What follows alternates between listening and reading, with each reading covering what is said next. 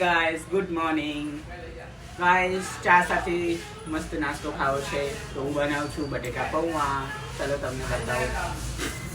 હવે છે ને પહેલા તો બટેકાને બાફી દઈશું મેં પાણીની અંદર નાખી ગેસ પર મેકી દેવા બટેકાને નાખી દઈશું. આ બાજુ કોઈ કેમેરો બફાઈ ગયા છે. હવે વારો આવ્યો પૌવાને આપણે પહેલા પલાળી દઈશું. પૌવા પલાળી દીધા છે, છૂટા પડી ગયા છે એકદમ મસ્ત. તમે જોઈ શકો છો. આ બાજુ કેમેરો કરેલી છે જુઓ. હવે એના ઉપર છે ને આપણે ટમેટું વાટી દઈશું. હવે આ મરચું છે બળે એવું તો ખબર જ છે તમને.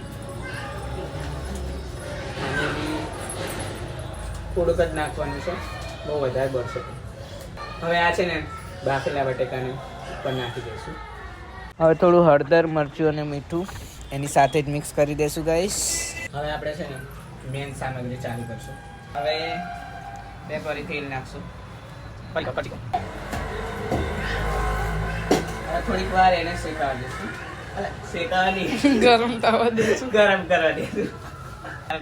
ગાઈસ તેલ ગરમ થઈ ગયું છે. હવે અંદર પહેલા રાઈ નાખશું. જો ગાઈસ રાઈ તડતર થવાનું ચાલુ થઈ ગયું છે. મારી પર ઉડી પણ આવે છે. હવે છે ને ગાઈસ આ બધું જ અંદર નાખી દઈશું. ગાઈસ હવે આને આ ચમચાથી હલાવી દઈશું. ના ચમચો નહીં, પાટિયું. ગાઈસ પૌવા રેડી થઈ ગયા છે. જુઓ થોડા ફાઇનલી લુક આવી ગયો છે. જોજો એવું. આ છે કોથમીર, એના ઉપર સર્વ કરી દઈએ. આ બાજુ લાઈક લેવાનું. જો ફાઇનલી ગાઈસ મારા પૌવા રેડી થઈ ગયા છે. તમે જોઈ શકો છો. હવે આપણે એને એક ડીશમાં કાઢી દઈશું. ઓકે ગાઈસ પૌવા ડીશમાં આવી ગયા છે. હવે હું એને ચાખી લઉં. સારા બન્યા છે કે ખરાબ? જેમ તેમ હું ચાખું. પછી બીજા 3 જણા છે અહીંયા, એમને જોડે છે. બીજા 3 જણા ભૂખડ છે. ગાઈસ એકદમ મસ્ત બને છે. થોડા સ્પાઈસી છે. હવે ફાઇનલી મારી બેન પણ ટેસ્ટ કરે છે. તમે જોઈ લો. ચા નાસ્તો કરે છે. સારા બન્યા છે એકદમ પૌવા. તમારે ખાવા છે તો આવી જાઓ. તમારે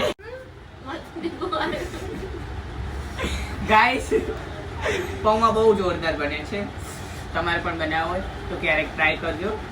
થોડીક મિસ્ટેક થઈ જાય તો બીજી વાર ટ્રાય કરજો. Okay guys, bye bye.